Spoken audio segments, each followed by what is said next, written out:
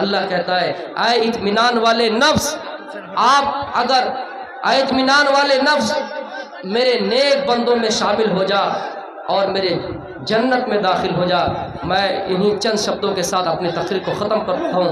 آخر میں اللہ رب العالمین سے دعا ہے کہ بارہ الہ اس جلسے کو قبول عطا فرمائے، ہم نے جو بھی باتیں کہی ان سب پر عمل کرنے کی توفیق عطا فرمائے۔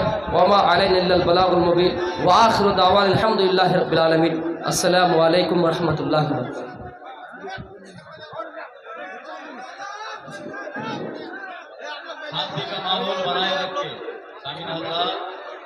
قل یا عبادی الذین اسرفوا علی انفسہم لا تقنطوا من رحمت اللہ، اے میرے بندو مجھ سے مایوس مت ہونا، اللہ کی رحمت سے مایوس مت ہونا۔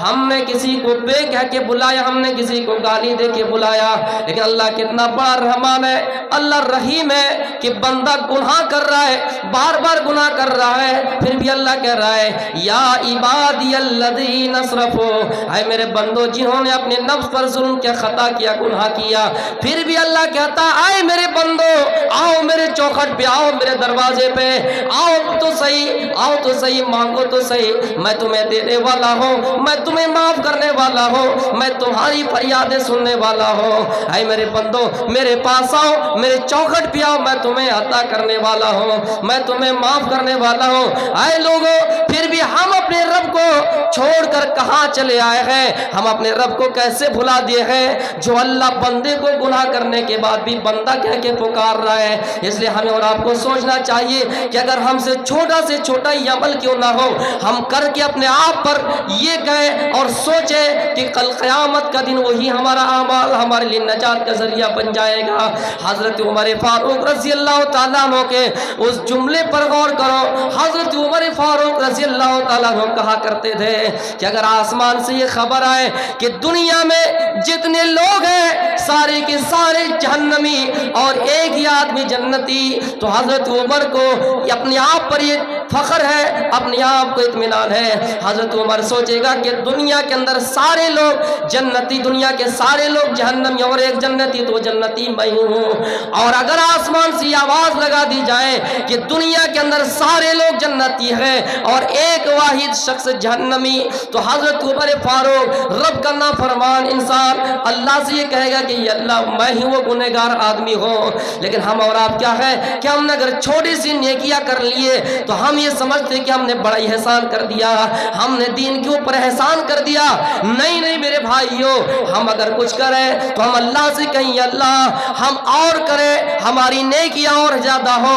اگر ہم گناہ کریں تو اللہ سے کہیں یا اللہ ہم اپنے گناہ پر، ہم اپنے کیے ہوئے گناہ پر شرمندہ ہے، اے اللہ تو ہمارے توبہ قبول کر ہمارے گناہوں کو معاف کر دے۔ میرے بھائیوں حضرت عثمان غنی کو دیکھیے، وہ نہیں دیکھا کرتے تھے کہ کون مالدار ہے، وہ نہیں دیکھا کرتے تھے کہ کون جائیداد والا ہے، وہ نہیں دیکھتے تھے کہ کون پیسہ والا ہے۔ مارکیٹ جاتا ہے گلہ لے کر، اناج لے کر، گیہوں لے کر مارکیٹ جاتا ہے بیچنے کے لیے، صبح ہوتی ہے اور گلہ لے کر مارکیٹ نکل جاتا ہے، بیٹھ جاتا ہے بازاروں میں، گلیوں میں بیٹھ جاتے ہیں، کنارے میں بیٹھ جاتے ہیں۔ تاجر عثمان غنی کے پاس آنے لگے، حضرت عثمان غنی رضی اللہ تعالیٰ عنہ کے پاس آنے لگے، 10 کا مال 11 میں، 11 کا مال 12 میں۔ حضرت عثمان کا جواب ہے کہ ابھی ہم مال فروخت نہیں کریں گے، ابھی ہم مال بیچیں گے ہی نہیں، اور دن ہونے دیں۔ پھر عثمان غنی کے پاس کچھ لوگ اور آئے کہ 10 کا مال 15 دے رہے ہیں، آپ دے دیجئے۔ حضرت عثمان غنی کہا ابھی 9 بج رہا ہے، 10 بجنے دیجئے تب مال دیں گے۔ 10 بجا 11 بجا، ایک ننگے پاؤں کی ٹیم چل کے آ رہی ہے، ننگے پاؤں ہے، بدن میں کپڑے نہیں ہے۔ حضرت عثمان غنی دیکھ کر پہچان گئے، پرانا لباس میں ننگے پاؤں میں ہے، جو چل کے عثمان غنی کے پاس آئے۔ حضرت عثمان غنی نے ان کو اپنے پاس بلایا، خیریت پوچھی، خبر پوچھی، یہ لوگ مانگنے والے تھے جن کے پاس کچھ نہیں تھا. حضرت عثمان غنی نے اپنا تھیلا نکالا، بوری نکالیا اور پورا کا پورا مال دان دے دیا. سارے تاجر لوگ جو عثمان غنی سے پہلے بھاؤ کر کے چلے گئے وہ دوبارہ عثمان غنی کے پاس آئے اور مذاق بنانے لگے. کیا ہے عثمان غنی، آپ نے آج کن کو سودا کیا ہے؟ آج آپ نے کس کو مال بیچا ہے؟ جو ننگے تھے، جو بھوکے تھے، جن کے بدن میں کپڑے نہیں تھے، وہ آپ کو بھلا کتنا روپیہ دیا ہوگا؟ ان کے پاس تو کھانا نہیں ہے. حضرت عثمان غنی کہتے ہیں آئے تاجروں، میں نے آج کا یہ مال کسی تاجر کو نہیں دیا ہے. آج کا مال میں نے 10 کے بدلے 15 نہیں لیا ہے. آج کا مال میں نے اللہ کے سامنے بیچا ہے. آج کا مال میں نے اللہ کے واسطے دے دیا ہے. جو میرے رب مجھے 10 کے بدلے 100 دے گا، 10 کے بدلے 700 100 1000 دے گا. آج کا مال میں نے کسی تاجر کو نہیں دیا ہے.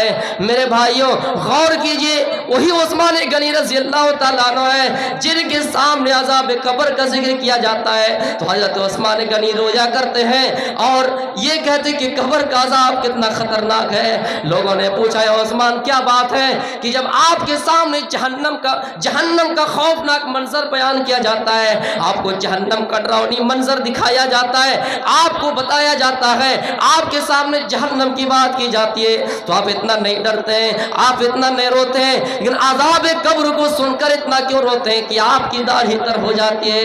حضرت عثمان غنی کہتے ہیں ان القبر اول منزل من منازل الاخرہ. اے لوگوں، قبر کی منزل تو آخرت کی منزلوں میں پہلی منزل ہے.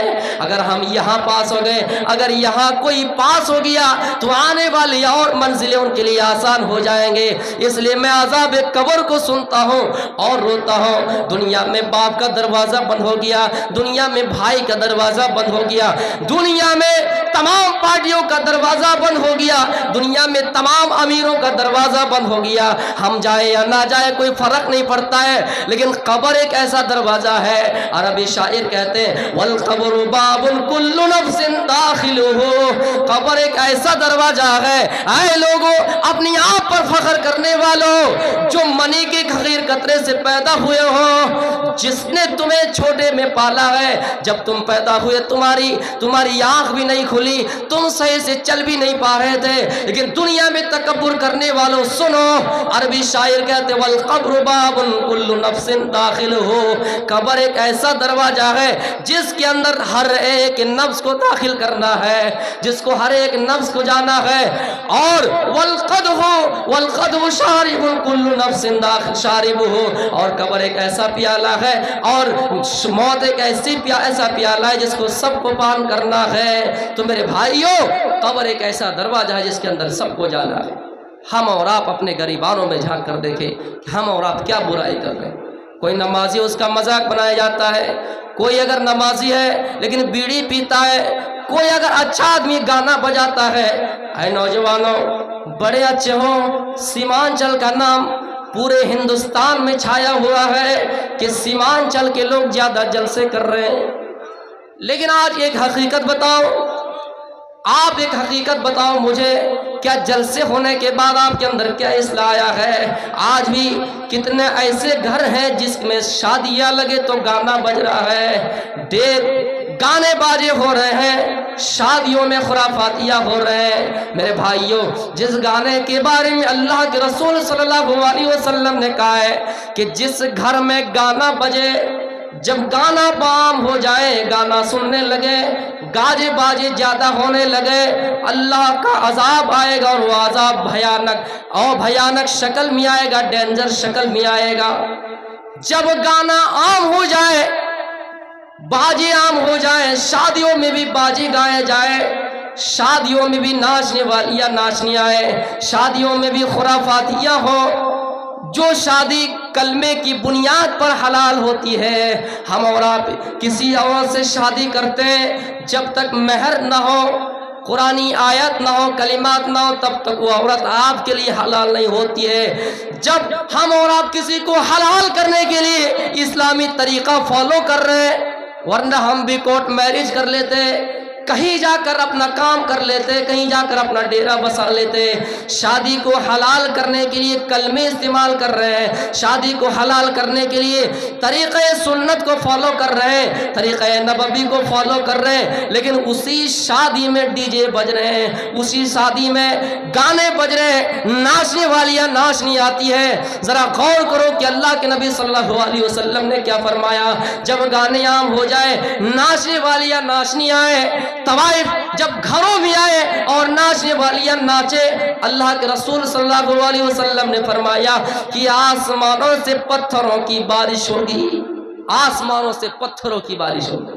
پھر آپ نے یہ بھی فرمایا کہ جب گانے بازی عام ہو جائے تو اس کی شکل بدل دی جائے گی، دو صورتیں ہو جائے گی، دو طرح سے ان کی شکل بدلی جائے گی۔ اس آدمی کو جو گانے بجا رہے ہیں، گانے بجانا عام کر رہے ہیں، ان کو بندر اور سور بنا دیا جائے گا۔ اے نوجوانوں، اتنے جلسے کرنے کے باوجود، اتنے پیسے خرچ کرنے کے باوجود، اگر ہمیں سور بننا ہے، اگر ہمیں بندر بننا ہے، تو ہم وہی کام آج کے بعد بھی کریں گے۔ ذرا اپنے دل میں ہاتھ رکھ کر سوچو، یہ آپ کا نوجوان 22-23 سال کا لڑکا آپ سے بھیک مانگ رہا اور کہہ رہا ہے کہ آج کے بعد سے کسی اسلامی گھر میں گانے نہیں بجیں گے، ناچنے والیاں ناچنے نہیں آئیں گے، اور اللہ کا واسطہ اللہ سے بیعت کر کے جائیے کہ آج کے بعد سے گانا نہیں سنیں گے، اور ہماری شادیوں میں ناچنے والی ناچنے نہیں آئیں گے۔ آپ لاکھوں روپیہ جلسے میں خرچ کر رہے ہیں، ذرا غور کیجئے کہ ہمارا مقصد کیا ہے؟ ہم اتنے روپے خرچ کر رہے ہیں، ہماری اندر اصلاح کیا ہوا ہے؟ قرآن اس بات کا انکار نہیں کر رہا ہے کہ آپ جلسے نہ کریں، قرآن تو کہہ رہا ہے وَذَكِّرْ فَإِنَّ الذِّكْرَىٰ تَنفَعُ الْمُؤْمِنِينَ وَذَكِّرْ فَإِنَّ الذِّكْرَىٰ تَنفَعُ الْمُؤْمِنِينَ۔ آپ نصیحت کیجئے، آپ لوگوں کو سمجھائیے، وہ نصیحت یقیناً مومنوں کو فائدہ دے گی۔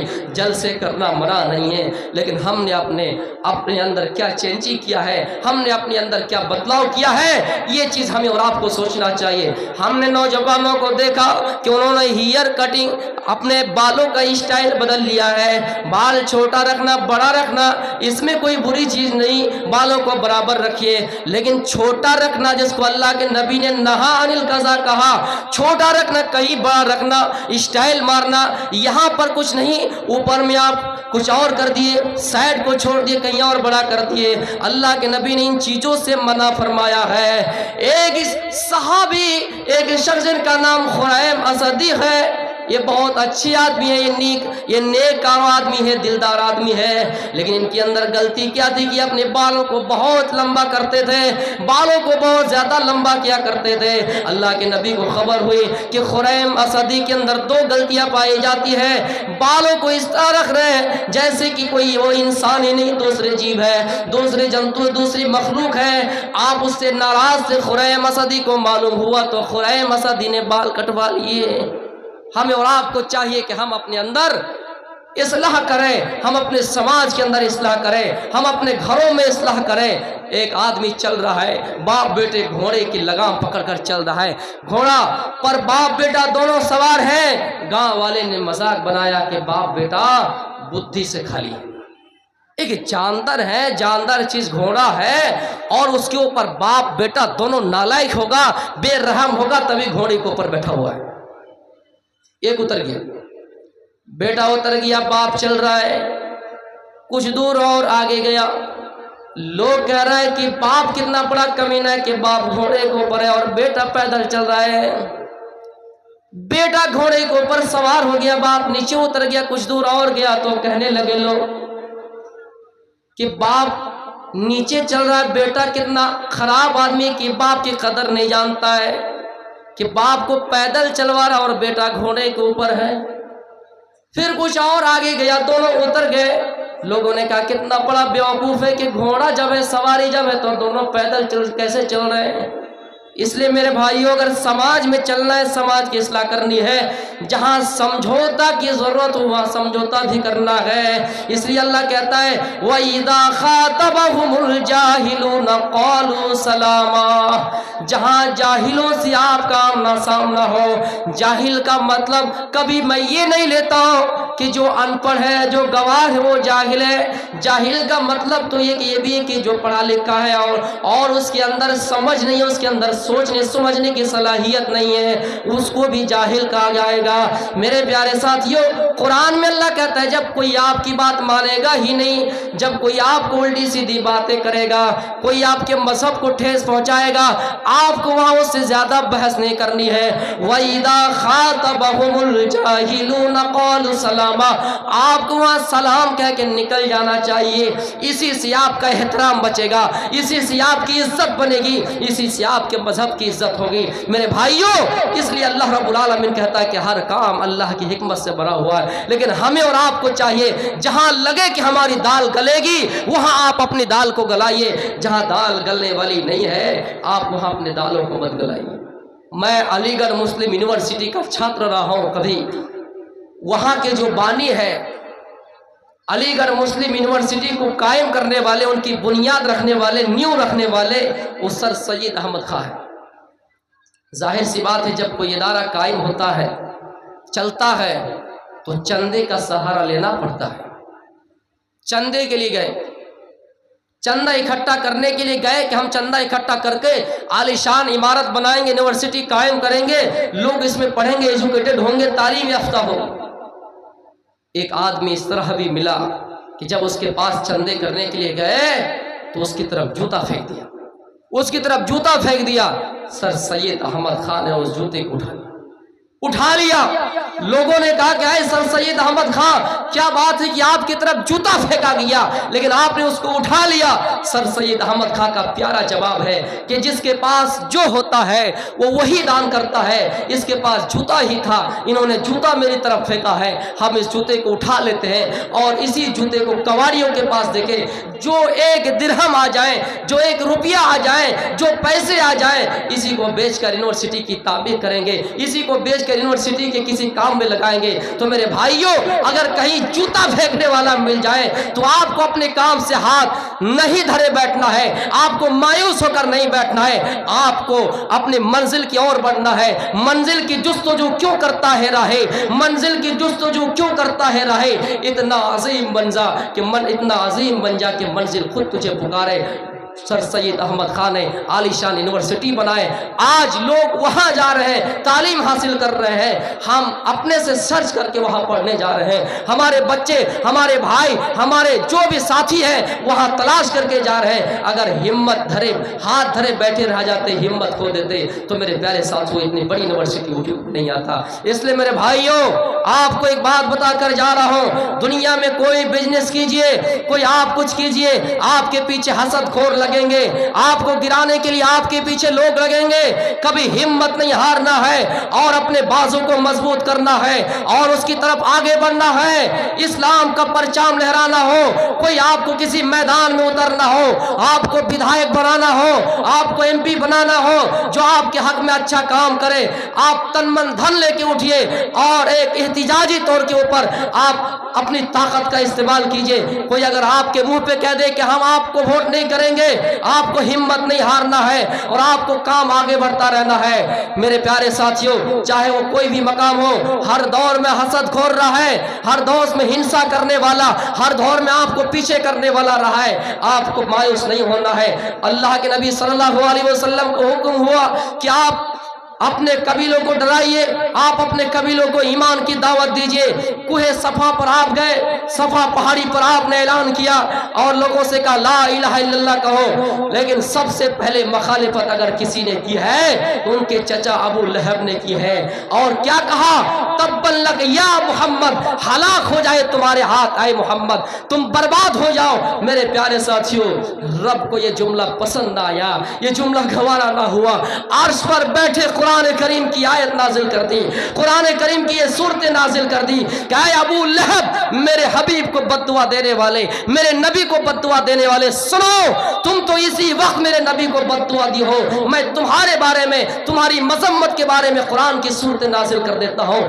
آنے والی نسلیں کل قیامت تک جب تک اس صورت کی تلاوت کی جائے گی، جب جب یہ صورتیں پڑھی جائے گی، جب جب اس کی تلاوت ہوگی، جب جب نماز ہوگی اور یہ آیت پڑھی جائے گی، تبت یدا ابی لہب و تب، تمہاری مذمت ہوتی جائے گی، تمہارے ہاتھ برباد ہو جائیں گے، تم برباد ہو جاؤ گے، جہنم کی آگ میں جلو گے۔ میرے بھائی، حسد کرنے والا، ہنسا کرنے والا ہر دور میں رہا ہے۔ نوجوانوں، اپنی طاقت کو لے کر اٹھیے، آپ کو ہمت نہیں ہارنا ہے، آپ کو مایوس نہیں ہونا ہے۔ اگر ویوستھا سنستھا بدلنے کی ضرورت پڑے، حالات بدلنے کی ضرورت پڑے، میدان میں کودیے۔ آپ کوئی اگر کوئی پڑھائے کہ مسلمان یہ ہے وہ ہے، آپ کو اس کی طرف نہیں آنا ہے۔ ہم اور آپ مسلمان ہیں، ہمیں ہر طرف سوچنا ہے، ہر طرف دیکھنا ہے۔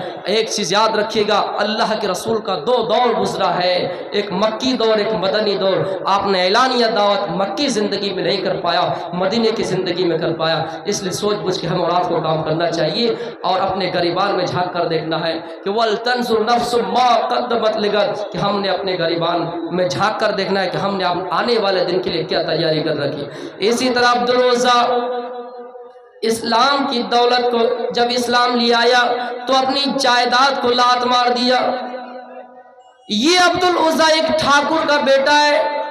جب ایمان لے آئے عبدالعزیٰ تو ان کے چچا نے ان کو گھر سے نکال دیا، بھگا دیا۔ یہ اپنی ماں کے پاس گئے اور ایک کرتا لیے، ایک چادر لیے، اس کو دو ٹکڑا کر دیا اور اللہ کے رسول صلی اللہ علیہ وسلم کی خدمت میں چلے گئے۔ جہاں اصحاب صفہ کا انتظام ہے، جہاں اصحاب صفہ رہا کرتے وہاں چلے گئے۔ میرے پیارے ساتھیوں، جا کر قرآن کریم زور زور سے پڑھنے لگے۔ صحابہ نے شکایت کی کہ اللہ کے نبی آپ اس کو منع کر دیجئے، یہ قرآن زور زور سے پڑھا کرتے ہیں، ہمیں ڈسٹرب ہوتا ہے۔ آپ نے فرمایا میرے صحابہ نہیں، اس کو ہم منع نہیں کر سکتے، انہوں نے دین کے لیے، اسلام کے لیے ساری جائیداد کو قربان کر دیا، یہ اپنے چچا کی دولت کو لات مار دیا، یہ اپنے چچا کی دولت کو ٹھکرا دیا، اس کو ہم منع نہیں کر سکتے ہیں، اس کو ہم منع نہیں کر سکتے ہیں۔ میرے بھائیوں، عبدالعزیٰ کسی جنگ میں گئے اور جنگ میں جانے کے بعد ان کی خواہش تھی کہ میں شہید ہو جاؤں۔ عبدالعزیٰ کے بارے میں پتا چلا کہ عبدالعزیٰ انتقال کر گئے ہیں۔ ان کی لاش کی طرف اللہ کے رسول صلی اللہ علیہ وسلم ہے، عمر ہے، ابو بکر ہے۔ اللہ کے رسول نے اس کو دفنایا، قبر میں اتارا، کفن پہنایا، دفن کیا۔ دفن کرنے کے بعد ایک دعا دی کہ اے اللہ، میں عبدالعزیٰ سے راضی ہو گیا، اے اللہ تو بھی راضی ہو جائے۔ میرے آقا میرے حبیب محمد صلی اللہ علیہ وسلم اگر کسی سے راضی ہو جائے تو اللہ رب العالمین اس سے راضی ہو جائے گا۔ اس لیے ہمیں اور آپ کو سوچنا چاہیے، یا ایتھا النفس المطمئنہ ارجعی الی ربک راضیۃ مرضیہ فادخلی فی عبادی وادخلی جنتی۔ اللہ کہتا ہے اے اطمینان والے نفس، اے اطمینان والے نفس، میرے نیک بندوں میں شامل ہو جا اور میرے جنت میں داخل ہو جا۔ میں انہی چند شبدوں کے ساتھ اپنی تقریر کو ختم کرتا ہوں۔ آخر میں اللہ رب العالمین سے دعا ہے کہ بارہ الہ اس جلسے کو قبول عطا فرمائے، ہم نے جو بھی باتیں کہی ان سب پر عمل کرنے کی توفیق عطا فرمائے۔ وما علینا الا البلاغ المبین، وآخر دعوانا الحمد للہ رب العالمین۔ السلام علیکم ورحمۃ اللہ وبرکاتہ۔